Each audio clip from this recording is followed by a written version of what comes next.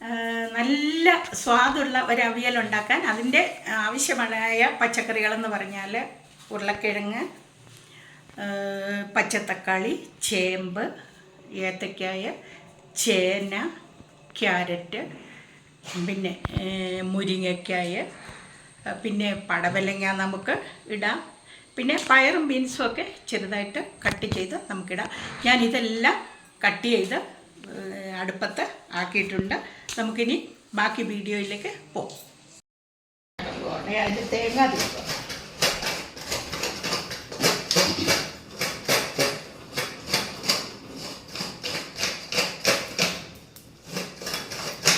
ഉണങ്ങിയ തേങ്ങ ആയതുകൊണ്ട് ഭയങ്കര ബുദ്ധിമുട്ടായത്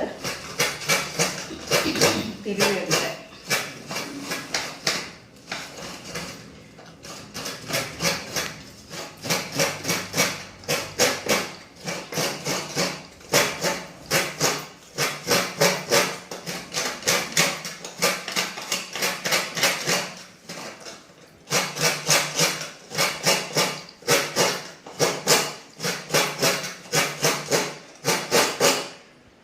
ഇതുണ്ട്, ഞാനെല്ലാം തിരുമ്മിക്കഴിഞ്ഞേ.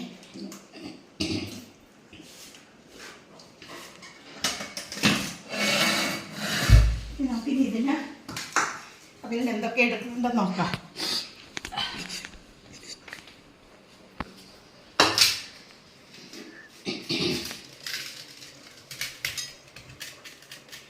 അവിയലിന് കണ്ടില്ലേ,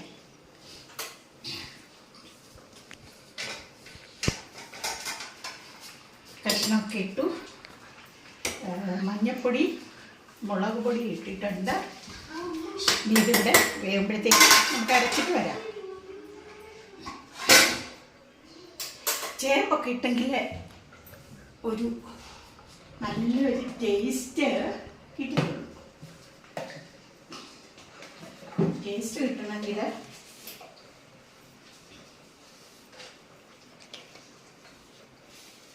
ജീരകം എടുത്തു. ഇനി നമുക്ക് വേണ്ടത്, ഞാനിവിടെ കറിവേപ്പില കഴുകാൻ വെച്ചിട്ടുണ്ട്. ഇനി കുറച്ചെല്ലാം ഞാൻ ഇതിനകത്തോട്ട് ചതച്ചിടാൻ വേണ്ടി വയ്ക്കുവാണ്. ഏറെയല്ല ഇരുന്നോട്ട്, നല്ല ടേസ്റ്റാണ്. ഇതിട്ട് ഇവിടെ ഉള്ളി അരിഞ്ഞാൽ കുറച്ച് വെച്ച്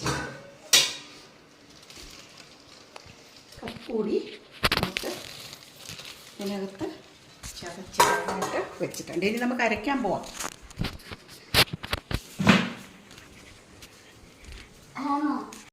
അരയ്ക്കാനായിട്ട് തുടങ്ങുവാണ്.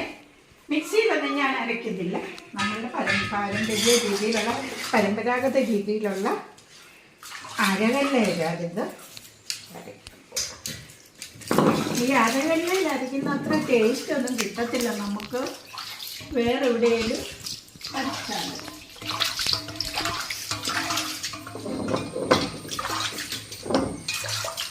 നല്ലതുപോലെ കഴുകും.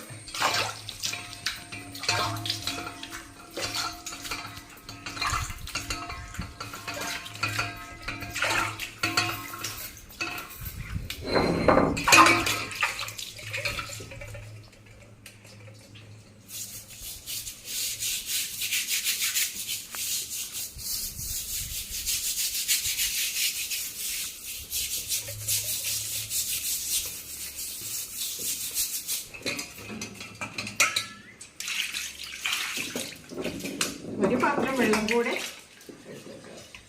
പിന്നെ കഴുകുവാടെ.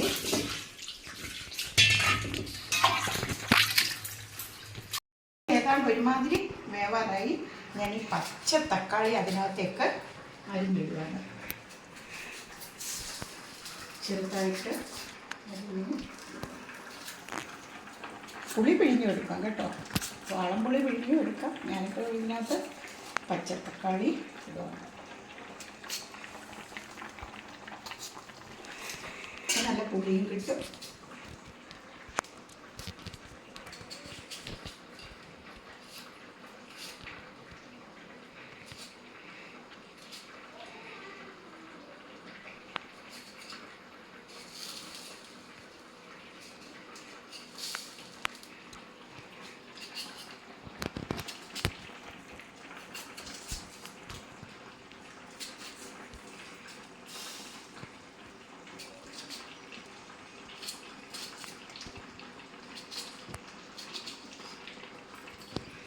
അങ്ങനെ അതിനകത്തിട്ട് കഴിഞ്ഞു. അതിനെ ഒന്ന് വേവാനായിട്ട് നമ്മൾ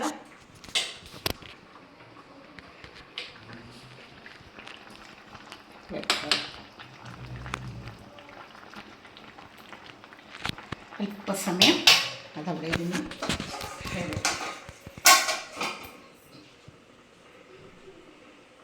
കുറച്ച് സമയം കഴിഞ്ഞ് നമുക്ക് നോക്കാം. ഇതിൻ്റെ കഷ്ണമൊക്കെ വെന്ത് കഴിഞ്ഞു, പരുവത്തിന് വെന്തു. ഞാൻ ഈ അരച്ചത് ഇതിൻ്റെ മുകളിലേക്ക് ഇടുകയാണ്.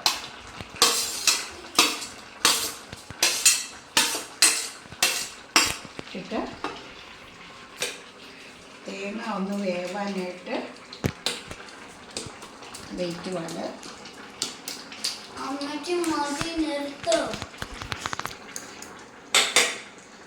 ഞാനൊരു ശക്കല ഉപ്പുകൂടി ഇതിനകത്തിടണ്ടേ. ഉപ്പ് ഇട്ട് കഷ്ണം വെച്ചാൽ ഒരു പക്ഷേ വേവില്ല കേട്ടോ. അപ്പം പരുവത്തിൽ ഉപ്പ് ഇടാം. പോരാതെ വന്നാൽ നമുക്ക് വീണ്ടും ഇടാം.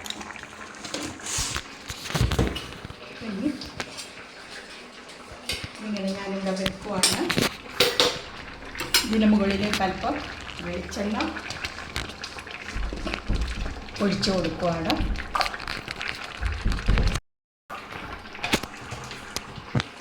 വെളിച്ചെണ്ണയൊക്കെ ഒഴിച്ചു.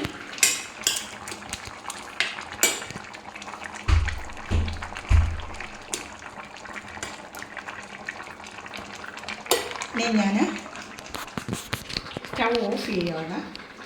എന്നിട്ട് ഇത് ഇവിടെ ഇരുന്ന് കുറേ നേരം കഴിഞ്ഞിട്ട് തണുത്തിട്ട് നമുക്കിത് ഇളക്കി എടുക്കാം.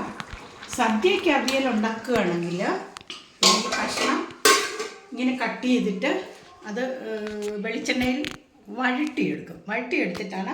അപ്പോൾ കുറച്ച് സമയം ഇരുന്നാൽ മതി, അത് പെട്ടെന്ന് വേവും. അപ്പോൾ ഈ അവിയൽ ഉണ്ടാക്കുമ്പോൾ നമ്മൾ സാധാരണ വീട്ടിലൊക്കെ ഉണ്ടാകുമ്പോൾ കഷ്ണം കട്ട് ചെയ്തിട്ട് അത് നെക്കൊക്കെ മാത്രം വെള്ളം ഒഴിക്കുക. എന്നിട്ട് മുളക് പൊടിയും മഞ്ഞൾപ്പൊടിയൊക്കെ ഇട്ട് അടുപ്പേ വയ്ക്കുക. ഇപ്പം ഞാൻ ചെയ്തത് കണ്ടല്ലോ. നിങ്ങൾക്ക് ഈ വീഡിയോ ഇഷ്ടമായി കാണുമെന്ന് ഞാൻ വിചാരിക്കുന്നു.